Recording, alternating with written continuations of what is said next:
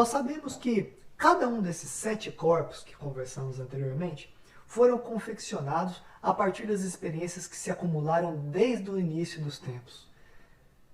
Houve um profundo trabalho em cada uma das etapas da cosmogênese, houve um árduo trabalho em cada uma das etapas da antropogênese para que esses corpos fossem elaborados e pudessem realizar as suas funções.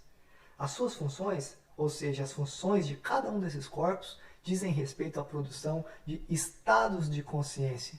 E esses estados de consciência, que também são 7, são os 7 estados de consciência que precisam ser desenvolvidos e realizados nesse grande processo de manifestação ao qual pertencemos.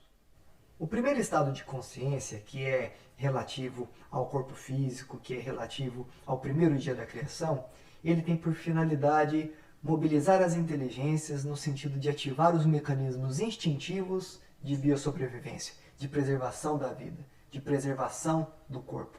Então, em termos psicológicos, todas as ações no sentido de busca por proteção, por acolhimento, por subsistência alimentar, por procriação para a perpetuação da espécie, todas essas ações compõem as demandas instintivas que configuram as características do primeiro estado de consciência. A criança, por exemplo, quando nasce, ela, para conseguir realizar a amamentação, precisa de antemão nascer com alguns reflexos já ativos. Ela tem a capacidade de pegar, ela tem a capacidade de sugar. Essa atividade reflexa diz respeito à mobilização dessas inteligências que compõem o primeiro estado de consciência.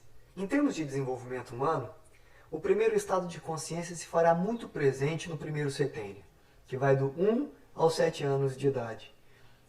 Nesse período, pelas vias instintivas, são criadas as bases da nossa estruturação psíquica.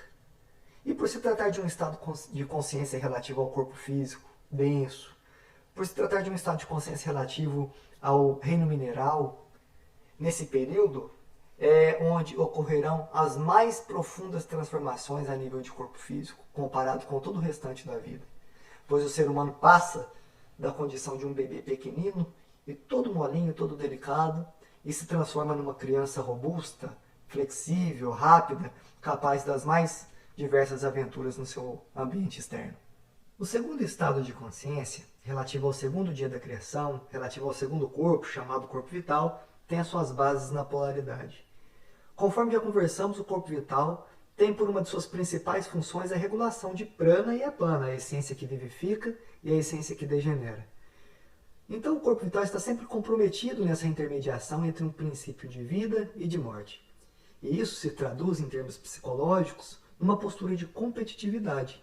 Então o bebê que antes estava no colo da mãe, amamentando, agora ele já está no chão, já começa a engatinhar e já começa a explorar os espaços do seu entorno. Nessas circunstâncias, eventualmente vai surgir a postura da competitividade. O bebê vai competir por atenção, pelo seu lugar em relação aos demais irmãos ou em relação aos demais membros daquele conjunto familiar. Esse estado de consciência se fará mais presente e se desenvolverá mais plenamente no segundo setênio, que vai dos 7 aos 14 anos de idade. Nessa fase a criança quer saber quem corre mais, quem chega primeiro, quem vai mais longe, quem tem coragem, quem não tem. A criança está preocupada em saber quem vai ganhar, quem vai perder. As brincadeiras se resumem naquele que esconde, aquele que procura, aquele que foge, aquele que captura. É sempre uma relação de polaridade.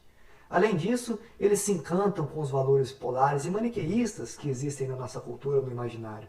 Eles querem ser os heróis que vão em busca dos vilões. Chega um momento em que aquela criança que estava engatinhando, explorando os espaços, encontra o equilíbrio suficiente para permanecer de pé e então começa a andar. Quando essa criança domina o andar, surge no seu horizonte um panorama imenso de possibilidades de aventura. É por isso que nessa fase se faz tão indispensável o estabelecimento de regras por parte daqueles que criam, por parte dos pais. E dessa relação entre a criança e as regras que lhes são estabelecidas, surgirá um entendimento protótipo que servirá para que essa mesma criança no futuro seja também capaz de seguir as leis sociais, as leis que são estabelecidas para harmonizar as relações da sociedade.